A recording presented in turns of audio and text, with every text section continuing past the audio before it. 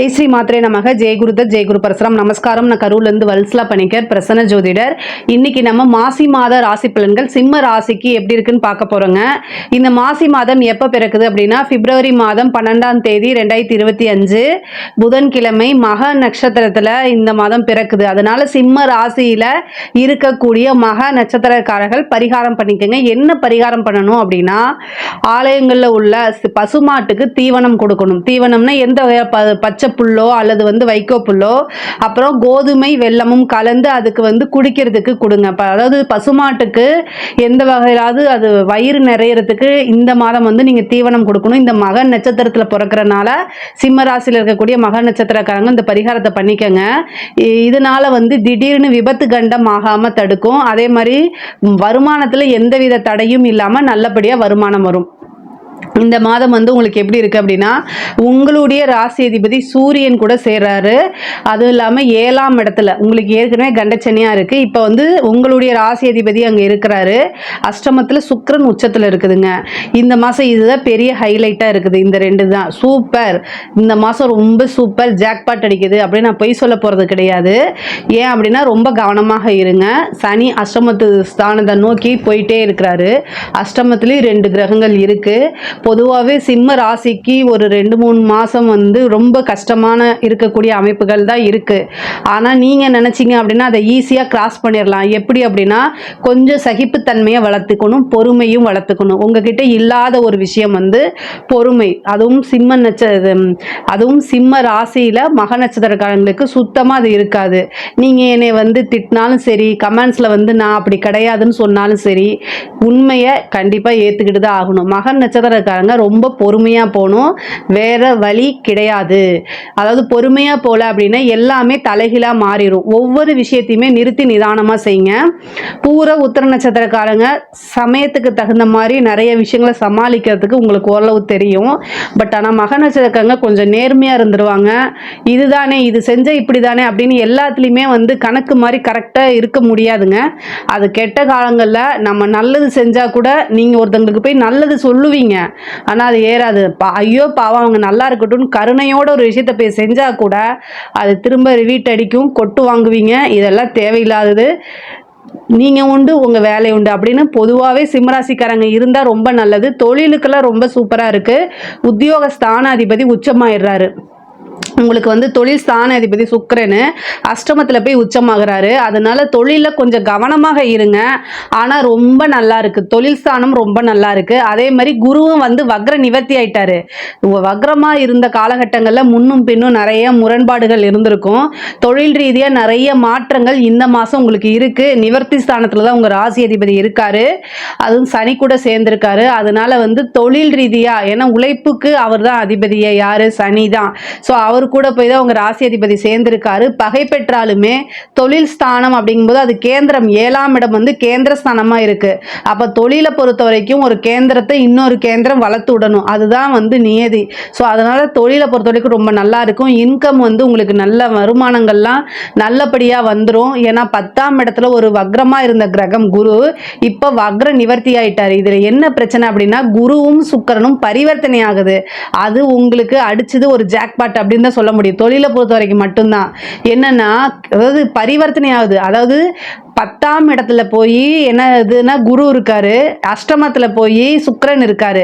இப்போ இந்த 2 கிரகமும் பரிவர்த்தனை ஆகிறதுனால உங்களுக்கு தொழில் ரீதியாக என்னென்ன பிரச்சனைகள் இருந்தாலும் அத்தனை பிரச்சனையும் சால்வ் ஆகும். உத்தியோகத்துக்கும் சேம்.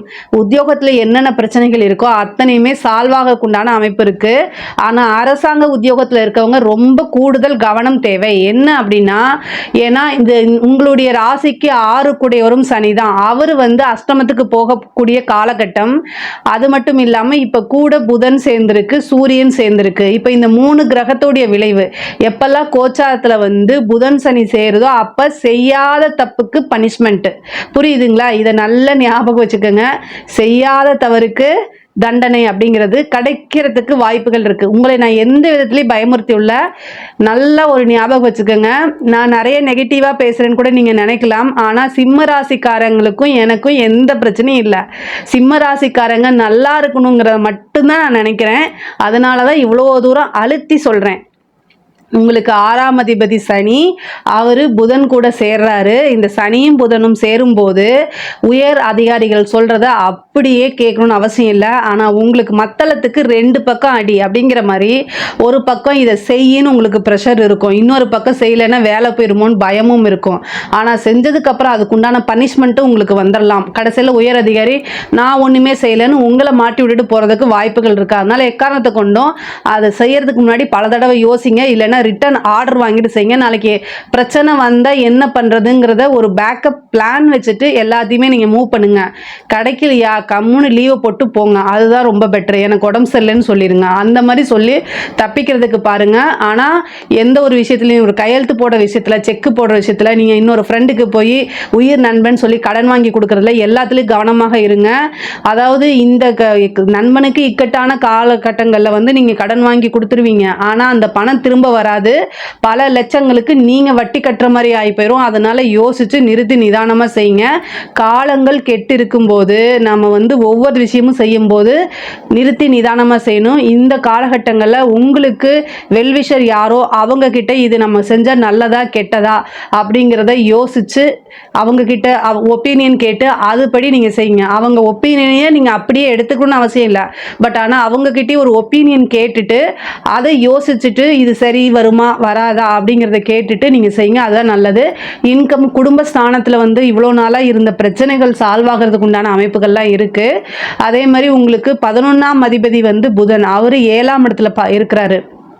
அப்போ வந்து என்னென்னா பார்ட்னர் மூலிமா நல்ல இன்கம் வர்றதுக்கு உண்டான அமைப்பு, லாபம் வர்றதுக்கு உண்டான அமைப்புகள்லாம் இருக்குது. அது இல்லாமல் கணவன் மூலிமா மனைவிக்கும், மனைவி மூலிமா கணவனுக்கும் ஆதாயம் இந்த மாதம் ஏதோ ஒரு ரூபத்தில் கண்டிப்பாக வரும். அதே மாதிரி ஒரு சிலருக்கு திடீர்னு திருமண பிராப்தம் அப்படிங்கிறது வந்துடும். ஏன்னா 7ஆம் இடத்துல 3 கிரகங்கள் வலுவாக இருக்கனால திடீர் திருமண பிராப்தம், ஒரு சிலருக்கு காதல் சம்மந்தப்பட்ட விஷயங்களில் சக்ஸஸ் ஆகி அது மேரேஜில் போய் முடியும். அதுவும் பேரண்ட்ஸோடைய பர்மிஷனோடைய நடக்கிறதுக்கு உண்டான வாய்ப்புகள்லாம் வந்து இருக்குது. பொதுவாகவே வந்து பார்த்திங்கன்னா 7ஆம் இடத்துல நிறைய கிரகங்கள் இருக்கும்போது நிறைய ஆப்பர்ச்சுனிட்டிஸ் தேடி வரும். உங்களுக்கு வரக்கூடிய ஒவ்வொரு ஆப்பர்ச்சுனிட்டியும் நீங்கள் யூஸ் பண்ணிக்கோங்க.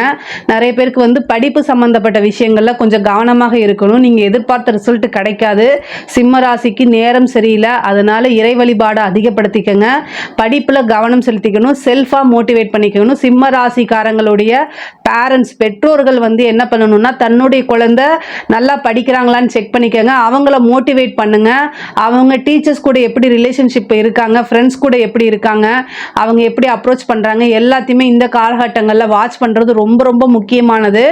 4ஆம் இடத்துக்கு, அதாவது 4ஆம் இடத்துக்கு சனியுடைய பார்வை இருக்க காரணத்தினால படிப்பில் நீங்கள் எதிர்பார்த்த ரிசல்ட் வாங்க முடியாது. அதனால் நல்லா படித்தா மட்டும்தான் வாங்க முடியும். ஸோ படிப்பில் ரொம்ப கவனமாக இருக்கணும். உயர்கல்வியை பொறுத்த வரைக்கும் ரொம்ப நல்லா இருக்குது. ஆனால் வேலை படித்து முடிச்சோன்னே வேலை கிடைக்கிறதுக்கு வாய்ப்பு இருக்குது. சிம்ம ராசிக்காரங்களுக்கு ஒரே ஒரு குட் நியூஸ் என்ன அப்படின்னா, யாராவது வந்து கவர்மெண்ட் சர்வீஸ்க்காக வெயிட் பண்ணிட்டு இருக்கீங்க அப்படின்னா, எக்ஸாம்ஸ் எழுதிட்டு ரிசல்ட்டுக்காக வெயிட் பண்ணிட்டு இருக்கீங்கன்னா அவங்களுக்குலாம் நல்ல ரிசல்ட் வர்றது, பாஸ் அப்படிங்கிறக்கூடிய ஒரு நல்ல செய்தி வந்து உங்கள் காதில் உழுவும். இதெல்லாம் உங்களுக்கு நல்லபடியாக நடக்கும். அதே மாதிரி தாயாருடைய உடல்நிலையில் கவனம் தேவைங்க. தாயாருக்கு உடல்நிலை பாதிப்புகள், அதே மாதிரி வண்டி வாகனம் போகும்போது கவனமாக இருக்கணும். சூரியனும் சனியும் சேரும்போது எலும்பு முறிவு வரதுக்கு உண்டான வாய்ப்போ, அல்லது கூட புதன் சேரனால தலையில் பிரச்சனை, தலையில் நரம்பு சம்மந்தப்பட்ட பிரச்சனை, ஒரு சிலருக்குலாம் இந்த மைக்ரைன் தலைவலின்னு சொல்கிறாங்களா, அதோடைய இது லெவல்லாம் வந்து ரொம்ப பெரிய லெவலில் போகிறது. அதே மாதிரி வந்து காக்காய் வெளிப்பு, இந்த மாதிரி நோய்கள்லாம் வரத்துக்கு வாய்ப்பு இருக்குது. ரொம்ப கவனமாக இருங்க. சொத்துக்களில் இருந்த பிரச்சனைகள்லாம் வந்து இவ்வளோ நாளாக இருந்திருக்கும் இல்லையா, அது எல்லாமே நீங்கி இப்போ உங்களுக்கு அந்த சொத்தில் இருக்க ப்ராப்ளம்லாம் நீங்கி உங்களுடைய ஷேர் அப்படிங்கிறது தானாக வந்து சேர்றதுக்கு உண்டான வாய்ப்பு இருக்குது. அதே மாதிரி உயில் சொத்துக்கள் திடீர்னு கிடைக்கும். ஏன்னா சுக்கிரன் ராகு வந்து உங்களுக்கு அஷ்டமஸ்தானத்தில் இருக்குது. அஷ்டமஸ்தானம் வலுப்பெறும்போது உழைக்காத ஒரு வருமானம் வரதுக்கு வாய்ப்பு இருக்குது. புதையல், லாட்ரி, இது மாதிரி யோகம், ஒரு இன்சூரன்ஸ் பணம் வர்றது, இந்த மாதிரி விஷயங்கள் நடக்கிறதுக்கு உண்டான வாய்ப்புகள் இருக்குது. கலைத்துறை சம்மந்தப்பட்டவங்களுக்கு இது ஒரு நல்ல வளர்ச்சி காலம். ஆனால் ஒவ்வொரு விஷயத்தையுமே யோசிக்காமல் செய்யாதீங்க. நெகட்டிவான பப்ளிசிட்டி வர்றதுக்கு தான் வாய்ப்பு இருக்குது. அரசியல்வாதிகளுக்கு இது சூப்பரான சூப்பரான காலம்.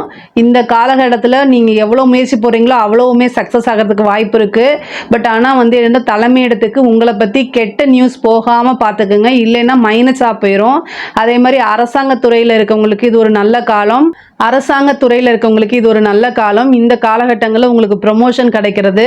அதே மாதிரி ஆனால் இந்த ப்ரொமோஷன் கிடைக்கும், ஆனால் அஷ்டமத்தில் வலுத்திருக்குன்னு சொன்னேன் பார்த்தீங்களா, பரிவர்த்தனை இருக்குது. அப்போ வந்து ப்ரொமோஷனோட ஒரு இடமாற்றமும் இருக்கும். அந்த இடமாற்றம் உங்களுக்கு விரும்பாத இடத்துல ஒரு இடமாற்றம் கிடைக்கும். ஆனால் அதே நேரத்தில் காசு பணம் சம்பாதிக்கிறதுக்கு உண்டான வழியையும் காமிக்கும். சிம்ம ராசியை பொறுத்த வரைக்கும் இந்த மாதம் ரொம்ப நல்லா இருக்குது.